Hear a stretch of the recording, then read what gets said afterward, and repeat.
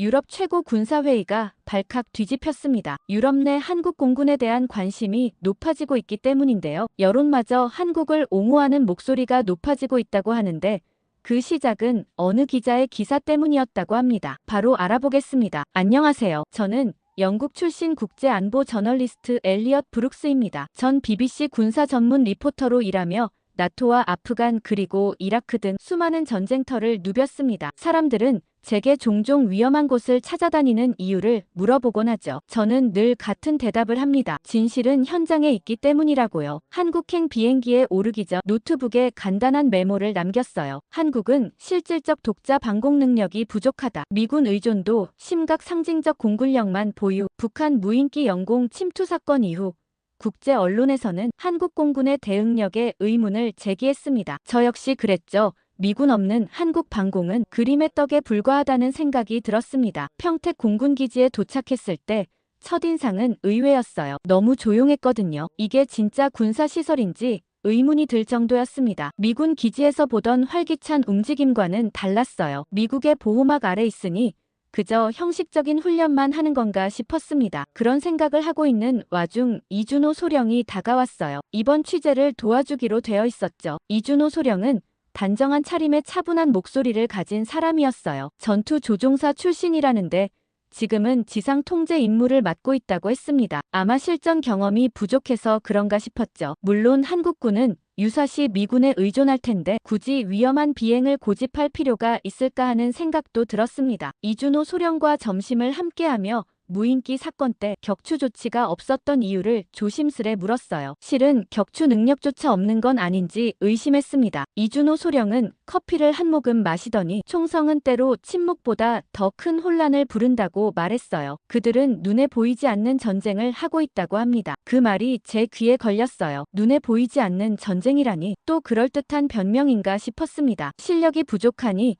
그럴듯한 철학으로 포장하는 것 같았죠. 제가 본 전쟁은 포화와 폭발, 압도적인 화력이 승리를 결정했어요. 그날 오후 브리핑에서 이준호 소령은 북한 무인기 대응 매뉴얼을 보여줬습니다. 놀랍게도 격추는 최후의 선택이었어요. 미군이 실질적 방어를 담당하고 한국은 보조 역할을 하는 구조처럼 보였습니다. 그런데 이준호 소령이 정말 말도 안 되는 이야기를 했어요. 전쟁을 막는 가장 확실한 방법은 전쟁을 시작하지 않는 것이라고 하더라고요. 그건 힘이 부족한 자의 철학 같다고 생각하며 속으로 웃었죠. 그리고 그날 밤 숙소에서 노트북을 펼쳤어요. 한국은 미군 없이는 독자적 방위가 불가능하다는 첫인상이 더욱 확고해졌습니다. 하지만 무언가 이상했죠. 미군 없이 아무것도 못할 것 같은 한국 군인들은 자신감이 넘쳤습니다. 이들의 자신감은 어디서 오는 건지 궁금했죠. 그저 현실을 모르는 걸까? 아니면 제가 뭔가 놓치고 있는 게 있는 걸까 고민했습니다. 그리고 다음 날 아침 저는 한국 공군의 실전 대응 훈련 시뮬레이션을 참관하게 되었습니다. 솔직히 큰 기대는 하지 않았어요. 아마도 미군 훈련의 축소판, 그것도 다소 어설픈 모방을 볼 것이라 예상했죠. 전투기가 요란하게 이륙하고 표적을 향해 미사일을 발사하는 흔한 장면을 말입니다. 훈련장으로 향하는 차 안에서 이준호 소령은 오늘의 시나리오를 설명해 주었어요. 북한 무인기 세대가 비무장지대를 넘어온다는 상황이었습니다. 그런데 이상했죠. 이준호 소령이 말하는 대응 방식에 사격 또는 격추라는 단어가 전혀 없었습니다. 그저 추적이나 식별 그리고 유도, 교란이라는 단어뿐이었어요. 의아함을 안고 통제실로 향했는데 저는 깜짝 놀라고 말았습니다. 시뮬레이션 통제실은 예상외로 첨단 장비들로 가득했습니다. 벽면 전체를 채운 대형 스크린에는 한반도 상공의 모든 비행 물체가 실시간으로 표시되고 있었죠. 미군 기술을 그대로 옮겨놓은 것 같았어요. 작동법을 제대로 아는 건가 하는 생각이 들었지만 이내 훈련이 시작되었습니다. 적 무인기 세대가 국경을 넘어오는 상황이 조성되었어요. 저는 F-15 전투기가 출격해 미사일로 격추하는 모습을 기대했습니다. 그런데 전혀 달랐어요. 전투기 2대가 긴급 발진했지만 무기를 장착하지 않았다고 하더라고요. 대신 무인기를 향해 특수 주파수를 발신하기 시작했죠. 저는 의아함을 감추지 못했습니다. 그런 저를 보고 이준호 소령은 전자전이라고 설명했어요. 그들은 무인기의 항법 장치를 교란해 원래 경로로 돌려보내고 있었던 겁니다. 총알 하나 쏘지 않고 피해도 없이요. 미사일이나 포탄 대신 주파수와 신호로 싸우고 있었어요. 그렇게 훈련은 계속되었습니다. 그런데 갑자기 GPS 재밍 시스템이 가동되었어요. 무인기가 갑자기 현 위치를 잃고 방향을 상실하는 모습이 화면에 나타났습니다. 그러자 특수 레이더 추적 시스템으로 무인기의 모든 행동을 감시했어요. 마치 투명인간을 볼 수 있는 특수 안경을 쓴 것처럼 말이죠. 결과는 놀라웠어요. 세 대의 무인기 모두 한국 영공을 침범한 지 15분 만에 경로를 변경해 북한으로 되돌아갔습니다. 단 한 발의 총알도 단 하나의 미사일도 사용하지 않고요. 오히려 이런 기술을 미군이 배워야 하는 거 아닌가 싶은 생각도 들었죠. 그리고 이 작전에 엄청난 의문이 생겼습니다. 그리고 점심시간 저는 이준호 소령에게 물었습니다. 왜 그냥 쏘아 떨어뜨리지 않냐고요. 미국이라면 그렇게 했을 겁니다. 영국도 마찬가지고요. 그의 대답은 의외였어요. 파편이 떨어질 곳에는 우리 국민이 살고 있습니다. 그 순간 짧은 침묵이 흘렀습니다. 저는 처음으로 생각했어요. 전투에서의 승리만을 생각했던 제 시야가 얼마나 좁았는지를요. 이준호 소령의 말은 마치 단단한 돌이 호수에 떨어진 것처럼 제 마음에 파문을 일으켰습니다. 잊고 있었던 전쟁의 본질.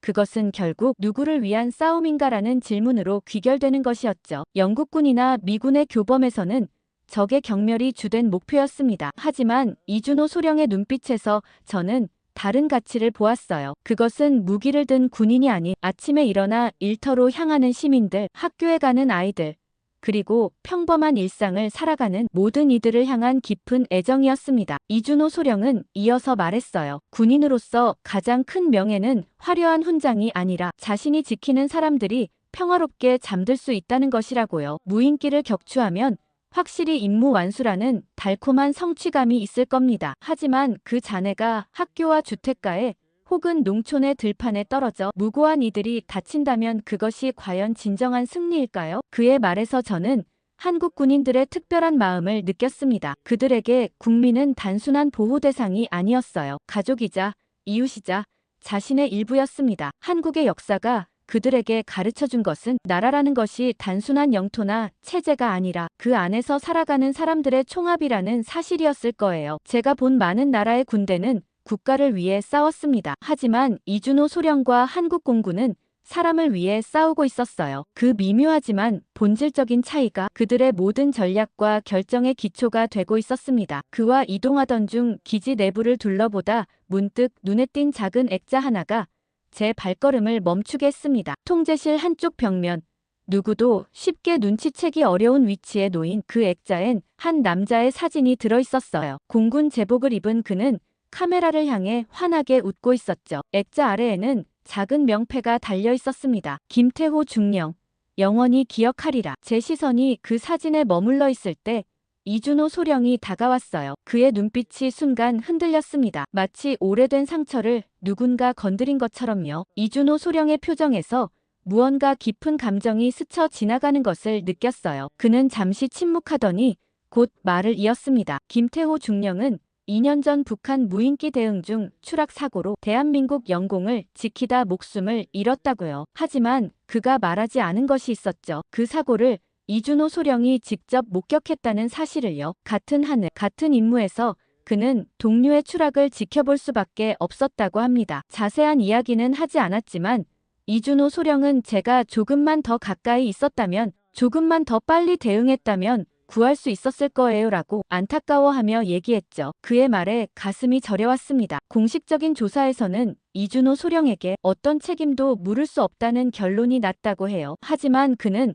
스스로를 용서하지 못했습니다. 동료를 구하지 못했다는 죄책감은 그를 하늘에서 내려오게 했고 이후 지상 통제 임무를 자처하게 만들었죠. 이제서야 왜 그가 지상 근무를 하고 있는지 이해했습니다. 그리고 이준호 소령은 창문 밖 활주로를 바라보며 말했습니다. 이제 그는 다른 조종사들이 무사히 땅으로 돌아오는 것을 지키는 일에 자신의 모든 것을 바치고 있다고요. 그에게 통제실은 단순한 근무지가 아니었어요. 속죄의 공간이자 약속의 장소였습니다. 그의 말을 듣고 있자니 문득 이 조용한 공간에서 벌어지는 전쟁의 의미가 조금씩 다르게 다가왔어요. 총알을 피하는 것만이 용기가 아니라 때로는 이렇게 매일 자신의 상처와 마주하며 누군가를 지키는 것도 전쟁의 한 모습이라는 생각이 들었습니다. 이날 저녁 처음으로 제 노트북에 한국 공군에 대한 시각이 조금씩 바뀌기 시작했어요. 아직 확신할 수는 없지만 그들의 침묵 속에 담긴 의미를 이해하고 싶어졌습니다. 그런데 그날 새벽 깜짝 놀랄만한 일이 일어났습니다. 새벽 3시 갑작스럽게 울린 알람 소리에 잠에서 깼습니다. 처음엔 제 휴대폰인 줄 알았는데 알고 보니 기지 전체에 울리는 비상경보였어요. 순간 심장이 빠르게 뛰기 시작했습니다. 이건 훈련이 아니었죠. 실제 상황이었습니다. 급하게 옷을 챙겨 입고 복도로 나오니 장교들이 빠른 걸음으로 통제실을 향해 움직이고 있었어요. 그들의 표정은 놀랍도록 차분했습니다. 마치 이런 상황을 수없이 겪어왔다는 듯이요. 모두 서두르는데도 혼란은 없었어요. 침착함 속에 담긴 긴장감. 그것이 이 순간을 더욱 현실적으로 만들었습니다. 이준호 소령이 복도에서 저를 발견하고 다가왔어요. 실제 북한 무인기 한 대가 DMZ를 넘어 남쪽으로 이동 중이라고 짧게 설명해 주었습니다. 그의 목소리는 평소와 다름없이 차분했지만 눈빛만은 달랐죠. 작은 불꽃이 타오르는 듯한 집중력이 느껴졌습니다. 통제실로 들어가기 전 이준호 소령은 제게 물었어요. 실제 작전 수행을 지켜보고 싶은지 아니면 안전한 곳에서 기다릴지 말입니다. 주저없이 통제실을 선택했죠. 취재 10년이 넘는 동안 이런 순간을 위해 살아왔으니까요. 통제실은 마치 다른 세계였습니다. 모든 화면이 켜져 있었고 작전 요원들이 각자의 자리에서 빠르게 키보드를 두드리고 있었어요. 큰 소리 하나 없이 오직 간결한 보고와 명령만이 오갔습니다. 마치 오랜 시간 함께 춤을 춰온 무용수들처럼 모두가 완벽한 조화를 이루고 있었죠. 중앙 스크린에는 한반도 지도와 함께 빨간 점이 하나 표시되어 있었어요. 북한에서 출발한 무인기였습니다. 그것은 느리지만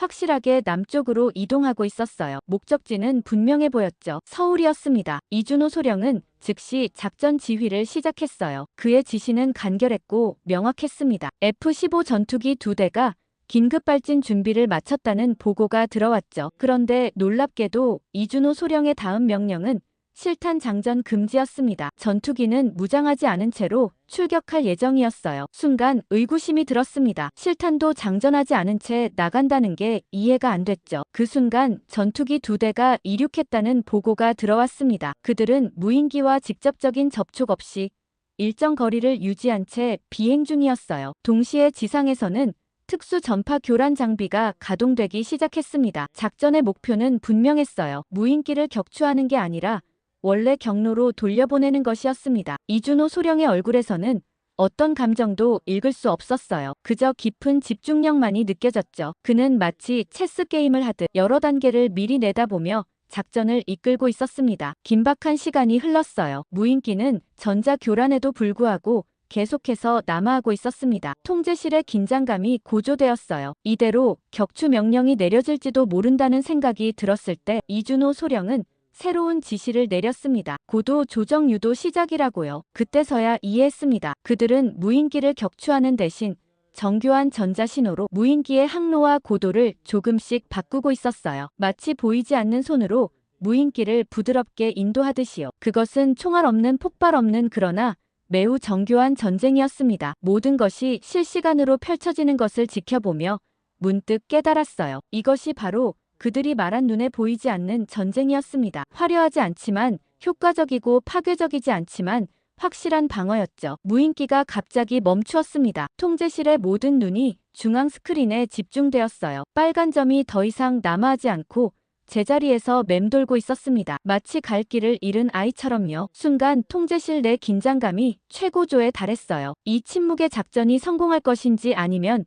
결국 격추 명령이 내려질 것인지 그 갈림길에 서 있었죠. 시간이 느리게 흘렀습니다. 무인기는 여전히 한자리에서 움직이지 않았어요. 마치 다음 행동을 결정하지 못하는 것처럼요. 그리고 갑자기 빨간 점이 방향을 바꾸기 시작했습니다. 천천히 그러나 확실하게 북쪽으로 향하기 시작했어요. 통제실에 잠시 침묵이 흘렀습니다. 그리고 이내 안도의 숨소리가 들렸죠. 무인기는 국경을 향해 계속 이동했고 마침내 북측 영역으로 완전히 돌아갔어요. 작전은 성공적으로 마무리되었습니다. 그것도 단 한 발의 총알 없이, 단 하나의 폭발 없이 말이죠. 이준호 소령은 차분하게 작전 종료를 선언했습니다. 그의 얼굴에는 승리의 미소가 아닌 조용한 안도감만이 스쳐 지나갔어요. 마치 당연한 결과를 얻은 것처럼요. 전투기들이 기지로 귀환한다는 보고가 들어왔고 모든 상황은 평소와 다름없이 조용히 마무리되었습니다. 믿기지 않았죠. 저는 숙소로 돌아가며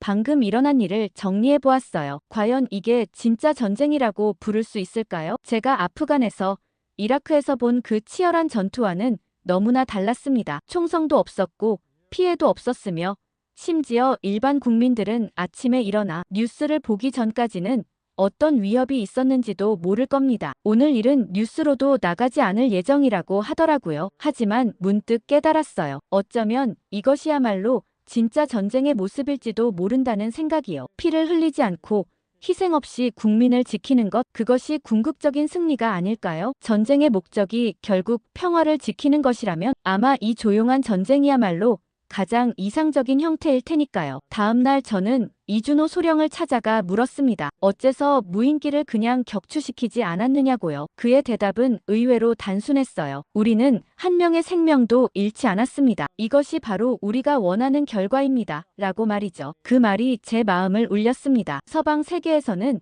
종종 강한 군대를 공격적인 군대와 동일시하곤 했어요. 그곳에서 승리는 언제나 적을 제압하고 파괴하는 것을 의미했죠. 그러나 이곳 한국에서는 달랐습니다. 진정한 승리는 단 한 발의 총알도 발사하지 않은 채 위협을 막아내는 것이었어요. 그날 점심시간 기지 식당에서 우연히 작전에 참여했던 조종사 2명을 만났습니다. 그들에게 작전 중 어떤 기분이었는지 물었어요. 한 조종사는 미소를 지으며 대답했습니다. 처음엔 저도 총을 쏘고 싶었어요. 그게 더 쉬웠을 테니까요. 하지만 지금은 아니에요. 우리는 적을 파괴하기 위해서가 아니라 우리 국민을 지키기 위해 하늘에 오르니까요. 그날 저녁 제 노트북을 펼치고 오늘의 경험을 정리했습니다. 처음 한국에 왔을 때 가졌던 의구심과 오만함이 부끄러워졌어요. 이 조용한 나라는 제가 생각했던 것보다 훨씬 강했습니다. 그들은 단순히 미국의 보호 아래 있는 것이 아니었어요. 그들만의 방식으로, 그들만의 철학으로 하늘을 지키고 있었습니다. 무엇보다 깨달은 것은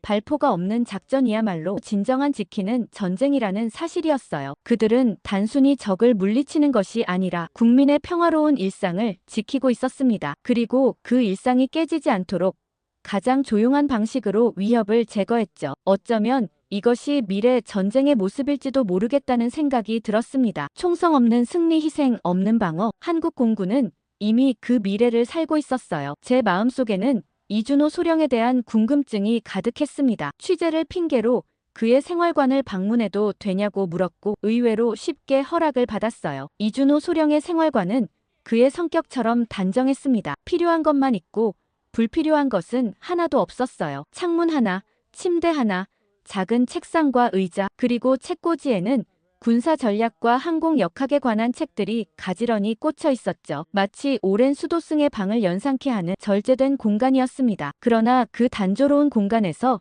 유독 눈길을 끄는 것이 있었어요. 책상 위에 놓인 작은 액자였습니다. 김태호 중령과 이준호 소령이 함께 찍은 사진이었어요. 두 사람 모두 조종사 복장을 하고 있었고 활짝 웃고 있었죠. 그 옆에는 김태호 중령의 출격 명찰이 조용히 놓여 있었습니다. 저는 이날 이야기를 좀 더 자세히 들을 수 있냐고 물었고 이준호 소령은 천천히 의자에 앉았어요. 그날의 기억을 더듬기 시작했습니다. 북한 무인기 대응을 위해 출격했던 그날 평범한 임무처럼 시작되었다고 해요. 하늘은 맑았고 임무는 단순했습니다. 무인기를 발견하고 추적하고 필요하다면 경고 사격을 하는 것, 그게 전부였죠. 하지만 운명은 잔인했습니다. 갑작스러운 기체 이상이 김태호 중령의 전투기를 덮쳤어요. 처음에는 단순한 계기판 오류로 보였지만 상황은 순식간에 악화되었습니다. 이준호 소령은 그날의 무전 교신을 또렷이 기억했어요. 계기판이 멈췄고 통제 불능이라고 말이죠. 김태호 중령의 마지막 말이었습니다. 몇 초 후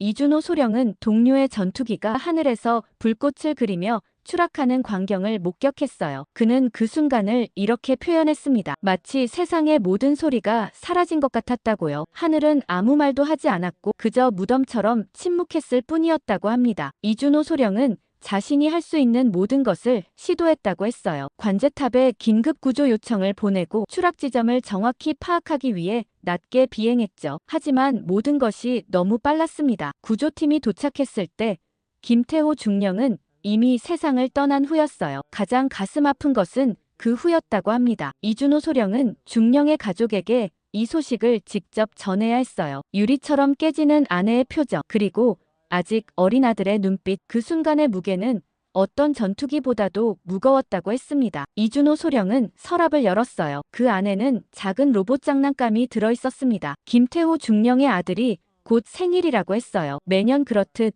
이번에도 익명으로 선물을 보낼 예정이었습니다. 그저 아버지의 친구라는 메시지만 남긴 채로요. 왜 자신의 이름을 밝히지 않느냐고 물었을 때 이준호 소령은 잠시 창밖을 바라보았어요. 그리고 천천히 대답했습니다. 그것은 그의 책임이자 약속이라고요. 누군가의 이름은 잊히더라도 그 사람에 대한 기억은 책임의 방식으로 남아야 한다고 믿었습니다. 그날 이후 이준호 소령은 더 이상 하늘을 나는 것을 두려워하지는 않았다고 해요. 단지 그는 선택했습니다. 다른 조종사들이 안전하게 돌아올 수 있도록 지상에서 그들을 지키기로요. 마치 김태호 중령을 지키지 못했던 그날의 보상인 것처럼 그는 이제 모든 조종사의 안전을 책임지고 있었습니다. 생활관을 나오면서 이준호 소령의 마지막 말이 귓가에 맴돌았어요. 누군가는 하늘에서 싸우고 누군가는 지상에서 지킵니다. 하지만 우리 모두는 같은 하늘을 바라봅니다. 그날 밤 호텔방에서 창밖의 별을 바라보며 생각했습니다. 전쟁과 평화, 삶과 죽음, 그리고 그 사이에서 매일 조용히 싸우는 사람들에 대해서요. 그들의 침묵에는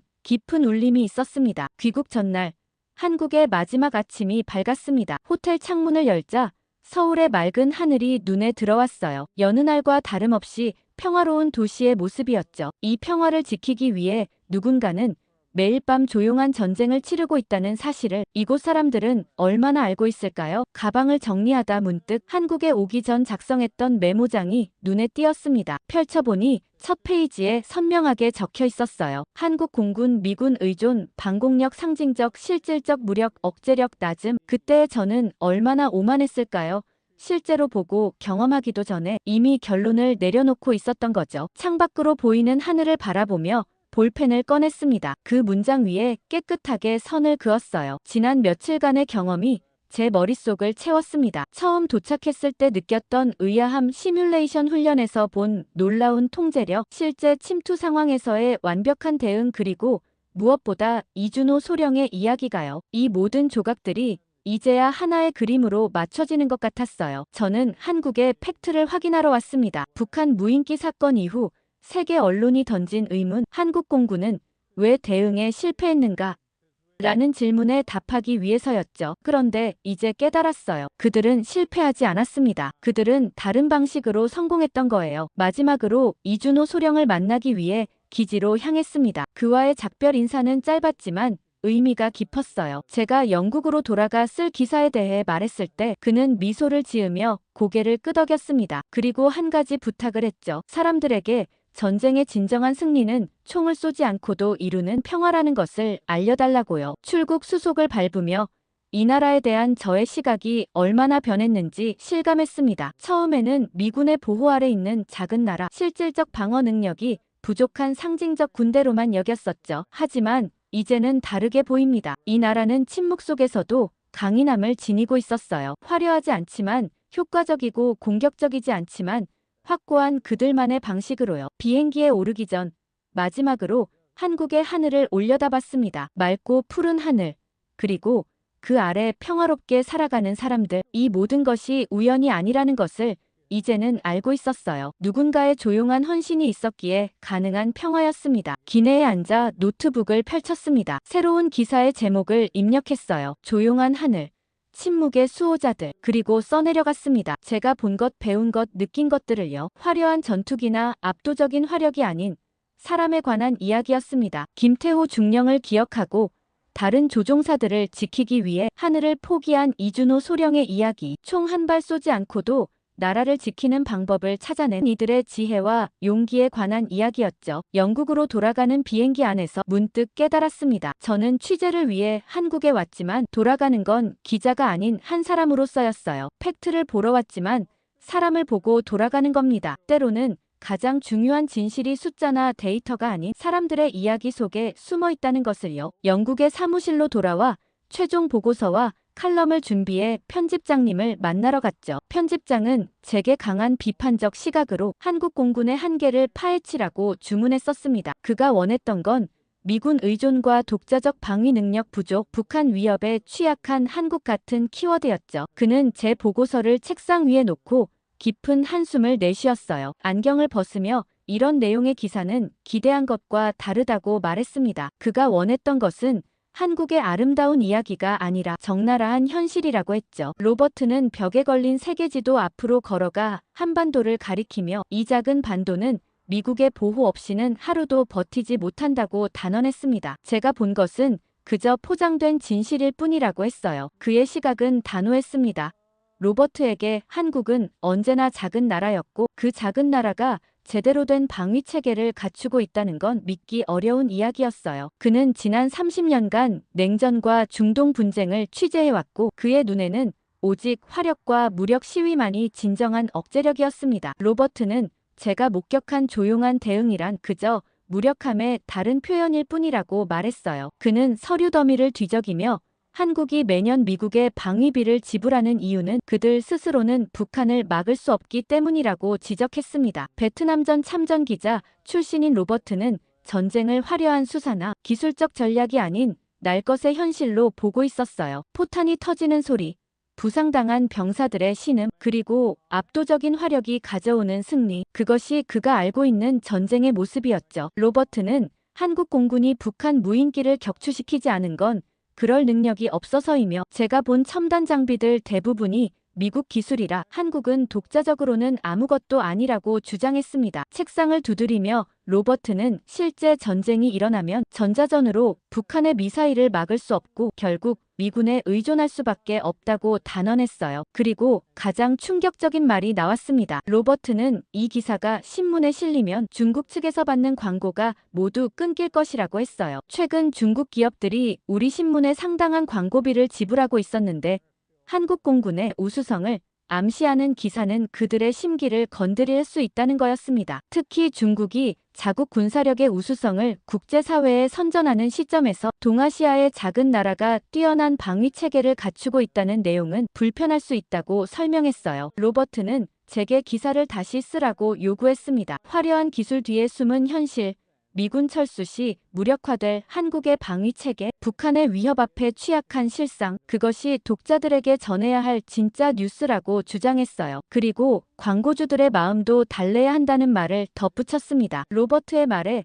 저는 조용히 일어섰어요. 창밖으로 보이는 런던의 하늘은 흐린 구름으로 덮여 있었지만 제 마음만큼은 이제 그 어느 때보다 맑았죠. 깊은 숨을 들이마시고 그에게 눈을 마주쳤습니다. 광고주의 마음을 달래기보다 독자들이 중요한 거 아니냐고 얘기했습니다. 한국에서 본 것은 허상이 아니었고 그것은 다른 형태의 힘, 다른 형태의 용기였다고 설명했죠. 제 손에는 한국에서 찍은 사진 한 장이 들려 있었어요. 이준호 소령이 작전 통제실에서 무인기의 경로를 지켜보던 순간이었죠. 그 사진 속에는 화려한 무기도 압도적인 화력도 없었지만 그의 눈빛에서는 진정한 수호자의 결의가 빛나고 있었습니다. 로버트에게 전쟁을 총성과 포화로만 규정하고 있다고 말했어요. 하지만 제가 목격한 전쟁은 달랐고 그들은 총 한 발 없이도 나라를 지키고 있었죠. 로버트는 짜증스럽게 손을 휘저으며 그런 감상적인 이야기로는 신문이 팔리지 않는다고 중국의 광고가 끊기면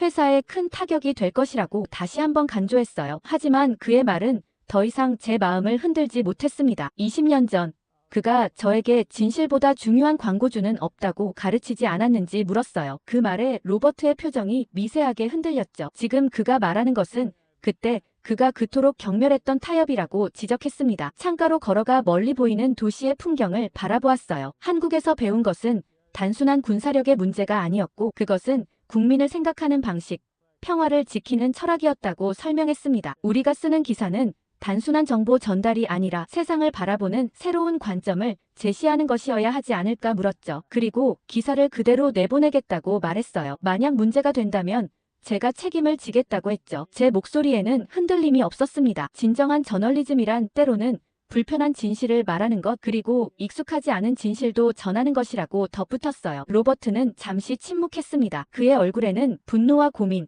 그리고 어쩌면 존중의 감정이 교차하고 있었죠. 마침내 그가 입을 열어 일요판 특집으로 내보내되 반응이 좋지 않으면 월요일자에 다른 시각의 기사를 준비하라는 조건을 제시했습니다. 사무실을 나오며 깊은 안도감이 밀려왔어요. 이것은 단순한 기사 하나의 문제가 아니었죠. 우리가 세상을 어떻게 바라보고 어떤 가치를 중요시하는지에 관한 문제였습니다. 침묵 속에서도 강인하게 나라를 지키는 사람들의 이야기, 그것은 반드시 전해져야 할 이야기였어요. 그리고 칼럼이 발행된 후 예상치 못한 반응이 쏟아졌어요. 수많은 독자들이 메일을 보내왔습니다. 그들은 이다른 방식의 전쟁에 대해 더 알고 싶어 했죠. 심지어 몇몇 군사 전문가들은 한국 공군의 접근법을 미래 전쟁의 모델이라고 평가하기도 했습니다. 하지만 가장 의미 있는 응답은 한국에서 왔어요. 이준호 소령으로부터 짧은 이메일 한 통을 받았습니다. 그는 제 기사를 읽었다고, 그리고 그날 이후로 김태호 중령의 아들이 처음으로 아버지의 친구가 누구인지 물어봤다고 했어요. 그는 마침내 자신의 이름을 밝혔다고 합니다. 그리고 함께 아이스크림을 먹으러 갔다고요. 반응이 좋아 후속 기사를 쓰는 와중 노트북을 닫으며 생각했습니다. 저는 군사 저널리스트로서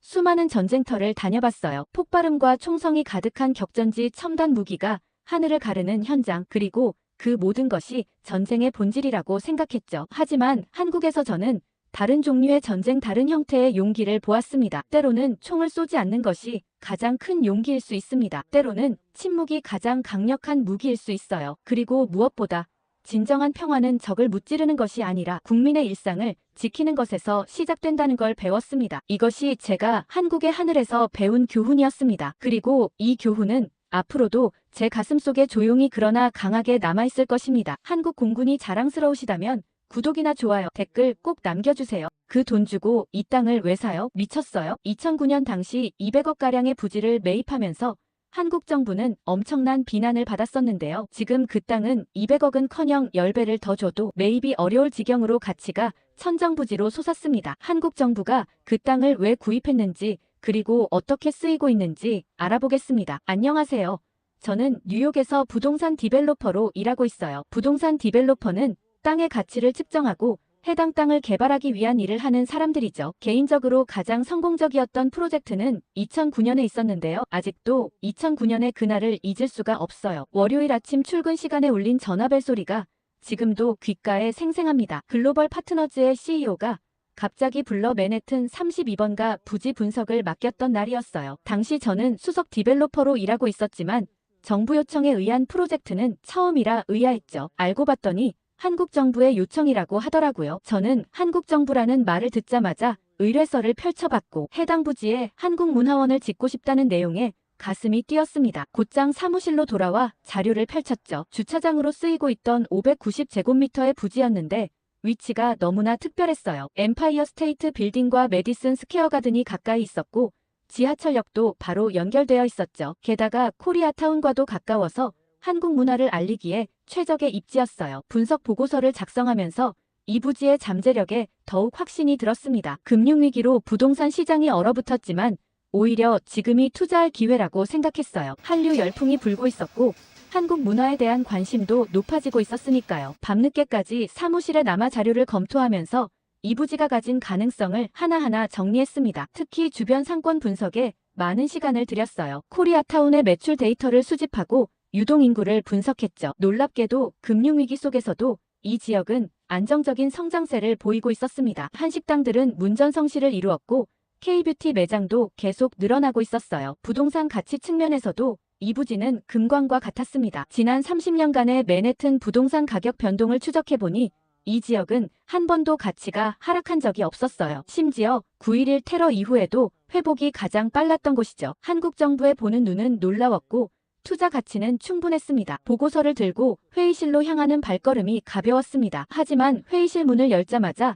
부사장 마이클 앤더슨의 차가운 눈빛과 마주쳤어요. 그는 제 보고서를 훑어보더니 비웃듯 말했죠. 동양인들의 감상적인 발상이라고요. 한국 정부가 헛발질하는 거라고. 주차장 수익이 안정적인데 왜 위험을 감수하냐는 거였습니다. 앤더슨은 회의 내내 제 분석을 깎아내렸어요. 금융위기 때 이런 큰 투자는 미친 짓이라고 했죠. 하지만 저는 굴하지 않고 제 의견을 피력했습니다. 맨해튼의 부동산 가치는 절대 떨어지지 않을 거라고요. 오히려 지금이 투자할 때라고 설명했어요. 제가 준비한 프레젠테이션 자료를 하나씩 보여주며 설명했습니다. 지하철 노선도를 펼쳐놓고 접근성을 설명했고 주변 상권 분석 데이터로 성장 가능성을 입증했어요. 마지막으로 한류의 경제적 파급 효과를 보여주는 그래프를 제시하며 발표를 마무리했죠. 그러자 앤더슨이 갑자기 자리에서 벌떡 일어났습니다. 자료를 뒤적이며 허점을 찾으려 했지만 실패하자 이번에는 인신공격을 시작했어요. 제가 한국계라서 감정적으로 접근한다며 전문성이 결여된 분석이라고 몰아붙였습니다. 회의실의 공기가 순식간에 얼어붙었어요. 다른 임원들은 고개를 숙인 채 아무 말도 하지 않았죠. 하지만 저는 침착하게 대응했습니다. 오히려 제가 한국계이기 때문에 이 프로젝트의 가치를 더 잘 이해할 수 있다고 말했어요. 문화적 이해도가 비즈니스의 중요한 자산이 될 수 있다고 설명했죠. CEO는 결과가 어찌됐든 우린 돈 받고 할 일만 하면 되는 거라고. 한국 정부가 헛발질을 하든 말든 할 일을 하자며 회의를 마무리하셨죠. 회의가 끝나고 자리로 돌아온 저는 창밖을 바라보며 깊은 생각에 잠겼어요. 맨해튼의 빌딩 숲 사이로 석양이 비치고 있었는데 그 붉은 빛이 마치 저의 확신을 응원해주는 것만 같았습니다. 이곳에 한국문화원이 들어선다면 얼마나 멋질까 상상하며 다시 한번 용기를 내보기로 했어요. 그날 밤 사무실에 늦게까지 남아 추가 자료를 검토하면서 이 프로젝트가 단순한 부동산 개발이 아닌 문화의 교두보가 될 것이라는 확신이 들었습니다. 앤더슨의 편견 어린 시선이 오히려 저를 더 단단하게 만들어주었어요. 이제 남은 건 시간이 저의 판단이 옳았음을 증명해주는 일뿐이었죠. 다음날 현장에 직접 들러 맨해튼 32번가 부지를 둘러보던 그날 우연히 발견한 낡은 간판 하나가 제 발걸음을 멈추게 했어요. 간판에 흐릿한 글씨가 벽돌 사이로 보였습니다. 순간 가슴이 덜컥 내려앉았어요. 20년도 더 된 아버지의 세탁소 흔적이었죠. 아주 어렸을 때 아버지가 세탁소를 했던 기억은 있었지만 이곳이었을 줄은 상상도 할 수 없었어요. 어릴 적 매일 세탁소에서 시작된 하루가 떠올랐습니다. 아버지는 새벽 5시면 어김없이 세탁소 문을 열었어요. 맨해튼의 비즈니스맨들이 출근하기 전에 와이셔츠를 찾아가야 한다며 늘 서둘러 일을 시작하셨죠. 저는 학교 가기 전에 잠깐 들러 아버지의 아침 식사를 챙겨드리곤 했어요. 벽돌 틈에 남은 앵커볼트 자국을 손으로 더듬어 보았습니다. 그 자리에는 한때 아버지가 직접 만드신 나무 선반이 있었어요. 드라이클리닝된 옷들이 반짝반짝 걸려있던 그 선반에서 늘 특유의 세탁 냄새가 났었죠. 지금은 흔적조차 찾기 힘들었지만 20년 전 그날의 기억만은 선명했습니다. 1997년 IMF 외환위기 때였어요. 하루아침에 달러 가치가 치솟으면서 세탁소 운영이 힘들어졌죠. 세제값은 올랐는데 세탁비는 올리지 못했고 결국 아버지는 세탁소 문을 닫아야 했습니다. 당시 저는 고작 15살이었지만 아버지가 마지막으로 간판을 떼시던 날의 쓸쓸한 뒷모습을 잊을 수가 없어요. 이제 그 자리에는 허름한 주차장이 들어서 있었습니다. 한국 정부가 1,580만 달러에 매입하려 한다는 소식이 들리자 언론에서는 비판의 목소리가 높았어요. 금융위기 때 무리한 투자라는 지적이었죠. 하지만 저는 달리 생각했습니다. 부동산 분석 자료를 검토하면서 옛 기억이 하나둘 떠올랐어요. 아버지의 세탁소가 있던 이 거리는 당시에도 한인들의 삶의 터전이었습니다. 힘들 때마다 서로 돕고 의지하며 살았죠. 지금도 코리아타운은 여전히 그 정신을 이어가고 있었어요. 현장 조사를 위해 주변 상인들을 만나보았습니다. 20년 전 아버지를 기억하는 분들이 아직도 계셨어요. 세탁소 박사장 딸이 이제 이런 큰 회사 디벨로퍼가 됐다며 기뻐해 주셨죠. 그분들은 하나같이 이곳에 한국문화원이 들어선다는 소식을 반겼습니다. 투자 가치를 분석하면서 더욱 확신이 들었어요. 이 부지는 단순한 금액 이상의 의미가 있었죠. 한때 이민자들의 고단한 삶이 새겨졌던 이곳에 이제는 당당히 한국 문화를 알리는 랜드마크가 들어설 거라고 생각하니 가슴이 뭉클했습니다. 비판적인 시각을 의식해 더욱 꼼꼼히 자료를 준비했어요. 주변 부동산 시세 변동 추이부터 향후 개발 가치까지 하나하나 분석했죠. 수치로 보면 1,580만 달러는 결코 높은 금액이 아니었습니다. 오히려 금융위기로 인한 기회였어요. 그날부터 더욱 업무에 박차를 가했습니다. 매일 야근하느라 바빴죠. 비가 내리던 어느 저녁 사무실에 늦게까지 남아 자료를 정리하고 있었어요. 그러다 문득 앤더슨의 책상 위에 놓인 서류 한 장이 눈에 들어왔습니다. 그의 책상은 늘 깔끔했는데 유독 그날은 서류들이 어지럽게 늘어져 있었죠. 무심코 본 서류의 헤더에는 파라다이스 카지노 개발이라고 적혀 있었어요. 순간 머리가 멍해졌습니다. 그 서류에는 맨해튼 32번가 부지를 카지노로 개발하는 계획이 상세히 적혀 있었어요. 앤더슨은 이미 카지노 개발업자들과 몇 차례 미팅을 가졌고 한국 정부의 매입을 막기 위해 다양한 방해 공작을 펼치고 있었죠. 제 의견에 그렇게 비아냥거렸던 것도 전부 그 자리에 카지노를 세우기 위함이었습니다. 충격적인 사실을 확인하고 싶어 다음 날 현장 조사를 나갔습니다. 근처 노인회관을 방문했는데 할머니께서는 저희 팀 말고도 다른 양복 입은 사람들이 수없이 해당 부지에 사진을 찍고 측량을 하고 돌아갔다고 했죠. 그러면서 할머니께서는 여기에 한국문화원이 지어진다고 했는데 그게 아니냐며 제 손을 꼭 잡으시더니 눈물을 흘리셨어요. 저는 너무 당황했지만 할머니께는 그럴 만한 사연이 있더라고요. 할머니는 돌아가신 친구분 얘기를 하셨습니다. 김할머니라고 평생 한글학교 하나 세우는 게 소원이었다고 하셨어요. 이민 온 후손들이 한글을 잊지 않길 바라는 마음에 집집마다 찾아다니며 한글을 가르치셨대요. 추운 겨울에도 더운 여름에도 매주 토요일이면 어김없이 아이들을 모아 한글을 가르치셨다고 합니다. 할머니는 김할머니가 마지막으로 남긴 말씀을 들려주셨어요. 우리 아이들이 제대로 된 교실에서 한글 공부할 수 있는 날이 올 거라고, 꼭 그날이 올 거라고 믿으셨대요. 하지만 그 소원을 이루지 못한 채 돌아가셨다고 합니다. 그 이야기를 듣는 순간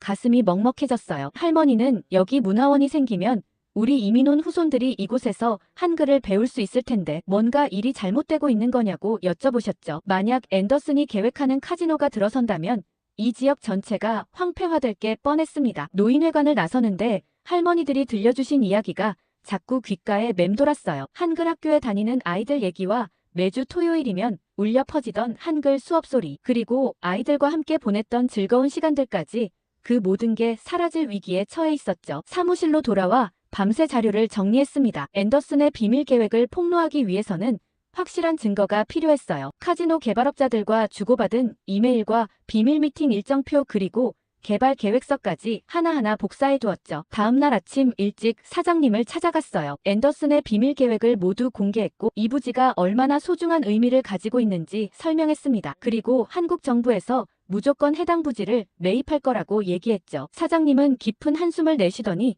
고개를 끄덕였습니다. 앤더슨의 계획이 회사의 가치와 맞지 않는다는 걸 인정했고 한국 정부의 매입을 적극 지원하겠다고 약속했어요. 결국 앤더슨은 프로젝트에서 손을 떼야 했습니다. 저는 부지 매입 과정을 진행시키면서 동시에 건축 설계사를 찾아봤어요. 한국적인 느낌을 충분히 담을 수 있는 설계가 됐으면 했죠. 그런데 그때 한국 정부에서 최지혁 주무관이라는 사람이 프로젝트에 함께 합류하게 되었습니다. 그러면서 최 주무관은 맡기고 싶은 사람이 있다며 설계도 일을 자기에게 달라고 했죠. 솔직히 처음엔 의심스러웠어요. 부동산 개발이라는 게 워낙 돈이 많이 되는 사업이다 보니 이런 일에 개인적인 이익을 얻으려 하는 사람들이 많았거든요. 하지만 최 주무관이 받아온 설계도를 보고 저는 믿기지 않았어요. 처음 본 순간 눈을 의심할 수밖에 없었습니다. 설계도의 통유리 외벽이 마치 한복의 곡선처럼 우아하게 휘어져 있었죠. 햇빛이 비치면 유리를 통해 내부의 한국적 곡선이 은은하게 비치도록 설계되어 있었습니다. 설계도를 자세히 살펴볼수록 놀라웠어요. 지하 2층부터 지상 7층까지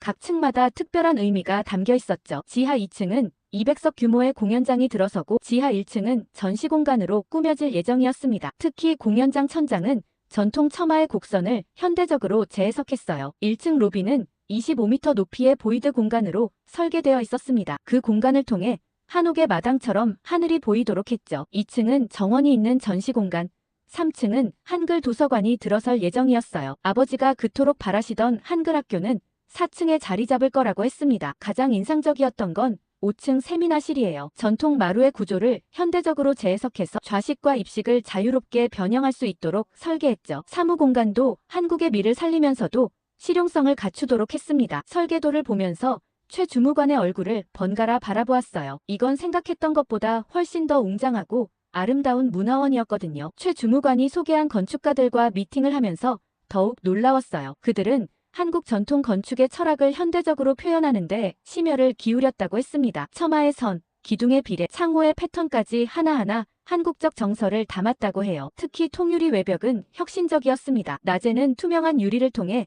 내부의 한국적 공간이 드러나고 밤이 되면 은은한 조명으로 한복의 곡선이 맨해튼의 밤하늘에 부드럽게 새겨질 거라고 했어요. 마치 한복을 입은 듯한 건물이 될 거라고 했죠. 복도마다 설치될 미디어월도 인상적이었습니다. 한국의 사계절, 전통 문양, 현대 미술을 디지털로 구현해서 보여줄 수 있도록 했어요. 관람객들은 걸으면서 자연스럽게 한국 문화를 체험하게 될 거라고 했죠. 놀라운 건 그 설계를 맡은 건축가들이 모두 외국인이었는데 한국 문화에 굉장히 관심이 많은 사람들이었다는 점입니다. 한국 문화에 대한 연구와 사랑으로 이런 디자인을 만들 수 있었던 거죠. 우여곡절 끝에 공사가 시작되었고 이제 기다리기만 하면 된다고 생각했어요. 하지만 2020년 3월의 어느 날 아침 공사 현장에 도착하자마자 가슴이 철렁 내려앉았어요. 평소라면 바쁘게 움직이고 있을 크레인들이 모두 멈춰 서 있었습니다. 코로나가 뉴욕을 강타했고 도시 전체가 봉쇄되면서 건설 현장도 중단 위기에 처한 거였죠. 현장 소장은 안전수칙 때문에 공사를 일시 중단해야 한다고 했어요. 작업자들의 안전이 우선이라는 말에 동의하면서도 한편으로는 불안했습니다. 공사가 지연될 때마다 비용은 눈덩이처럼 불어날 테니까요. 그런데 이상한 점을 발견했어요. 다른 현장들은 방역 수칙을 지키면서 조금씩 공사를 재개하고 있는데 우리 현장만 계속 제자리였습니다. 알고 보니 앤더슨이 또다시 방해 공작을 펼치고 있었죠. 최 주무관은 서울의 성공적인 방역 사례를 들려주었어요. 한국의 건설 현장들이 어떻게 코로나 상황에서도 공사를 진행하고 있는지 상세히 설명해 주었죠. 그의 이야기를 현장에 적용해 다시금 공사를 시작했습니다. 하지만 앤더슨은 보건당국에 우리 현장이 방역 수칙을 제대로 지키지 않는다고 거짓 신고를 넣었어요. 심지어 익명의 제보자를 동원해 현장의 안전 문제를 지적하는 기사까지 내보냈습니다. 공사 재개를 앞두고 현장 점검이 필요하다며 불필요한 행정 절차를 계속 만들어냈죠. 더 놀라운 건 현장 인부들을 빼가려 한다는 소식이었어요. 앤더슨은 자신과 친분이 있는 건설사를 통해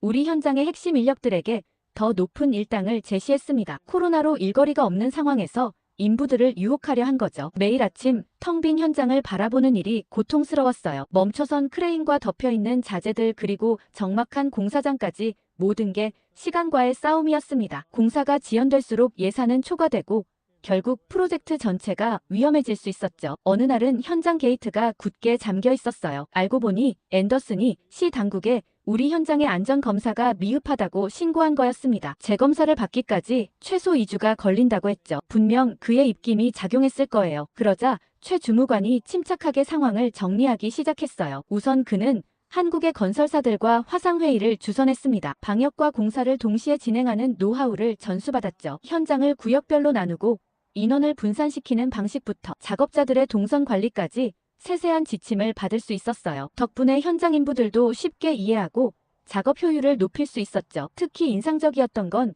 최 주무관이 가져온 K방역 건설 현장 매뉴얼이었습니다. 그는 이 매뉴얼을 영어로 번역해 뉴욕시 당국에 제출했어요. 우리의 방역 계획이 충분히 안전하다는 것을 증명해낸 거죠. 앤더슨이 시 당국에 우리 현장의 안전 문제를 제기했을 때도 최 주무관은 침착하게 대응했습니다. 한국의 성공 사례를 바탕으로 우리 현장의 안전관리 체계를 설득력 있게 설명했어요. 결국 시 당국도 우리의 방역 계획을 인정할 수밖에 없었죠. 그리고 가장 문제가 됐던 현장 인부들의 이탈을 막는 것도 최 주무관의 아이디어였어요. 그는 한국처럼 작업자들에게 위험 수당을 지급하자고 제안했습니다. 코로나 상황에서도 현장을 지키는 인부들의 노고를 인정하고 보상하자는 거였죠. 그와 동시에 최 주무관은 법무팀과 긴밀히 협력했어요. 그의 허위 신고에 대한 증거를 수집했고 불필요한 행정 절차에 대해서도 법적 대응을 준비했습니다. 동시에 시 당국과도 긴밀히 소통하며 우리의 안전관리 체계를 인정받았죠. 마침내 6월이 되어서야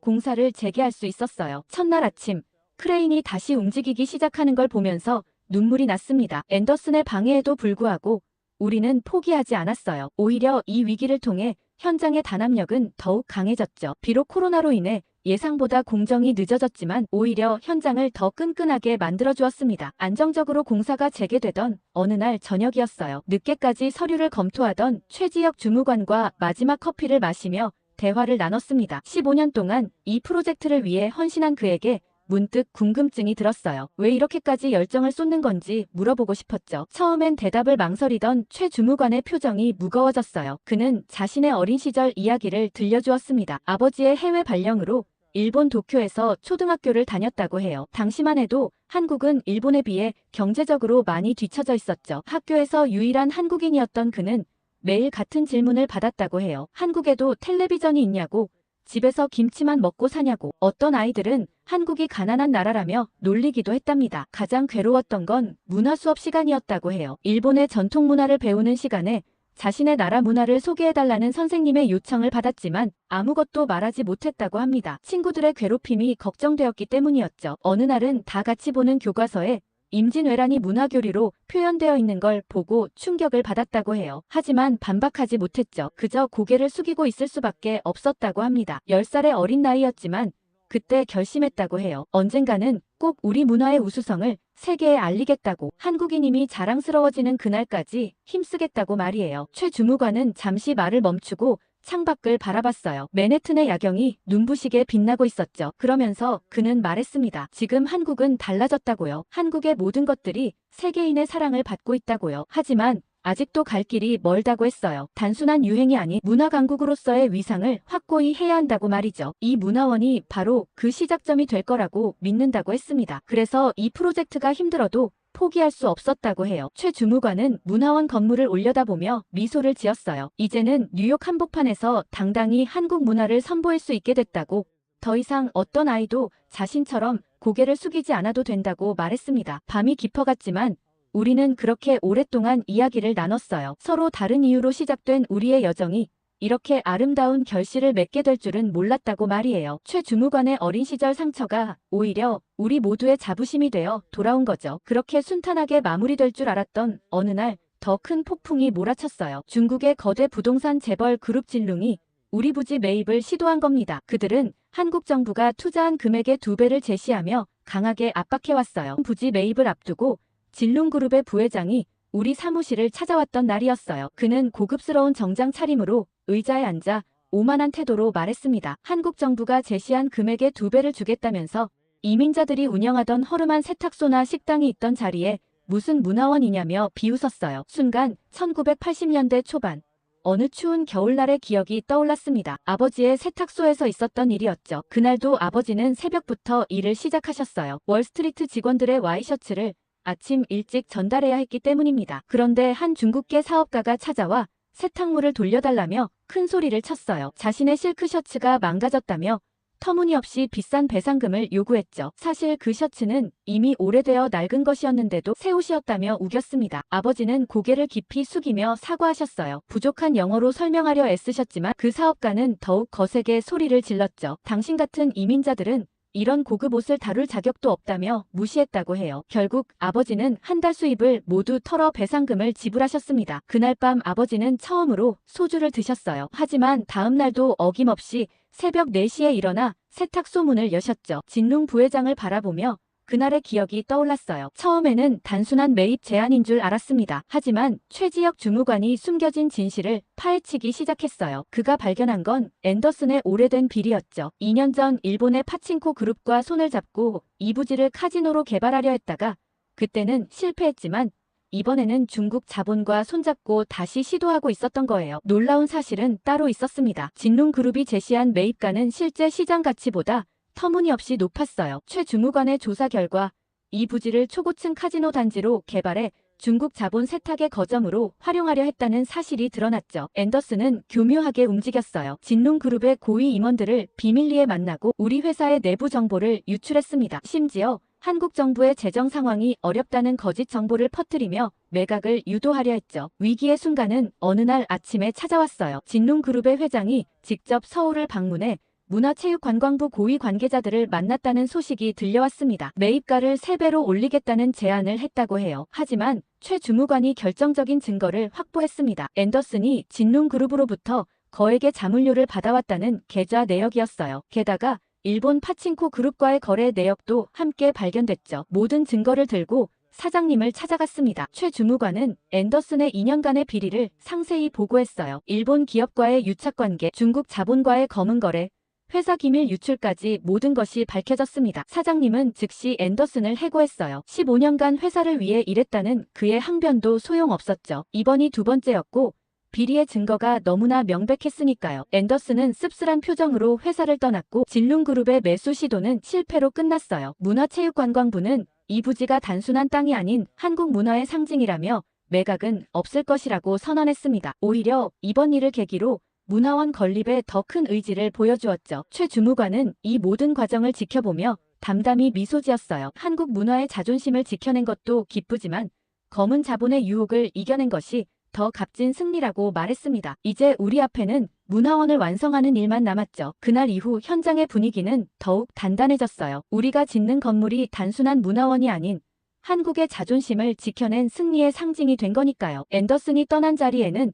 새로운 희망이 자라나기 시작했습니다. 2021년 어느 날 공사장 앞에서 놀라운 광경을 목격했어요. 수십 명의 젊은이들이 문화원 건설 현장을 배경으로 틱톡 영상을 찍고 있었습니다. 알고 보니 SNS에서 한국 문화를 알리는 해시태그가 트렌드가 된 거였죠. 처음에는 단순한 SNS 유행인 줄 알았어요. 하지만 최지혁 주무관이 보여준 데이터는 달랐습니다. 코로나 이후 한국 드라마와 K-팝의 인기가 폭발적으로 늘었고 특히 MZ세대 사이에서 한국 문화에 대한 관심이 급증했대요. 그러던 중 뉴욕의 한인 2세들이 찾아왔습니다. 그들은 자발적으로 모임을 만들었다고 했어요. 문화원이 완공되면 한국 문화 홍보대사로 활동하고 싶다며 지금부터라도 돕고 싶다고 했죠. 이들의 열정은 놀라웠어요. 매주 토요일마다 공사장 주변에서 한국 문화 소개 행사를 열었습니다. K-팝 커버댄스 공연부터 한식 시식회까지 자신들만의 방식으로 한국 문화를 알렸죠. 처음엔 10여 명이었던 참가자가 수백 명으로 늘어났어요. 특히 인상적이었던 건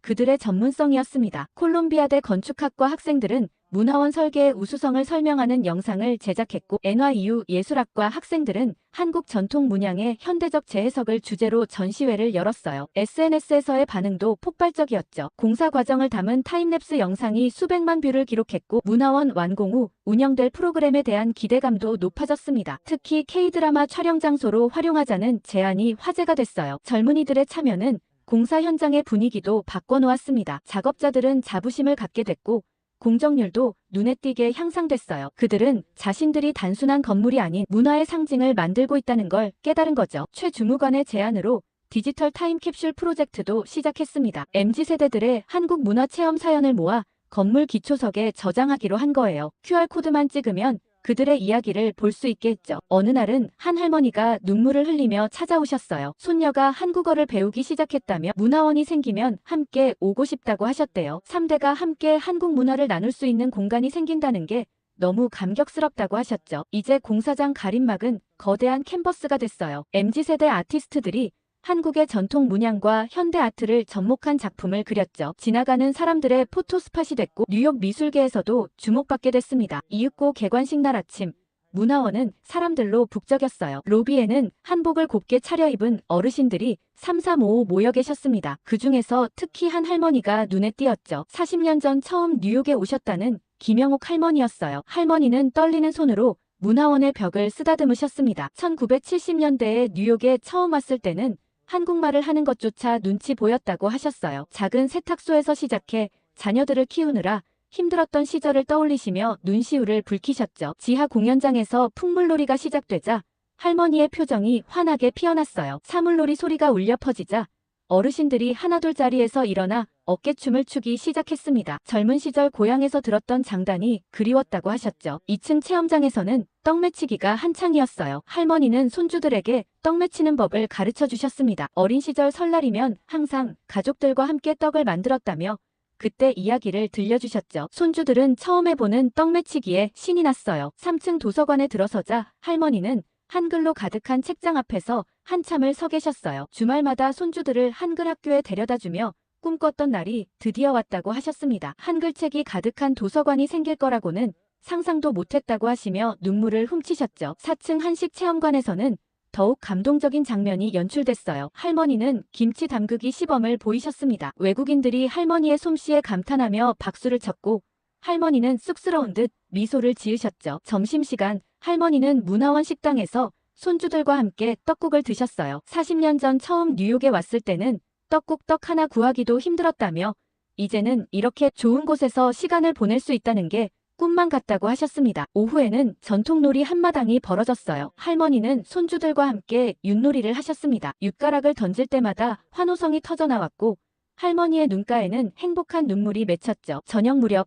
할머니는 문화원 앞에서 가족 사진을 찍으셨어요. 3대가 함께 한복을 입고 찍은 사진이었습니다. 할머니는 사진을 찍으시며 이제 우리도 뉴욕에 자랑스러운 문화원이 생겼다고 말씀하셨죠. 할머니는 돌아가시기 전에 저를 꼭 안아주셨어요. 고생 많았다며 이제 우리 후손들은 당당하게 한국인임을 자랑할 수 있게 됐다고 하셨습니다. 그 말씀에 저도 모르게 눈물이 났죠. 이제 매일 아침 문화원 문을 열 때마다 그날의 기억이 떠오릅니다. 할머니의 눈물에 담긴 40년의 시간, 그리고 이제야 꽃 피운 자부심을 생각하면 가슴이 뭉클해져요. 이곳은 단순한 건물이 아닌 우리 이민자들의 꿈과 희망이 담긴 공간이 된 거죠. 해가 저물어도 문화원은 밝게 빛났어요. 행사를 마치고 돌아가는 할머니의 뒷모습을 바라보며 생각했습니다. 우리는 마침내 뉴욕 한복판에 우리의 자부심을 세운 거예요. 15년의 긴 여정이 이토록 값진 결실을 맺을 줄은 몰랐습니다. 오늘 사연 어떻게 들으셨나요? 모두가 욕하던 땅을 매입했던 한국 정부의 결정이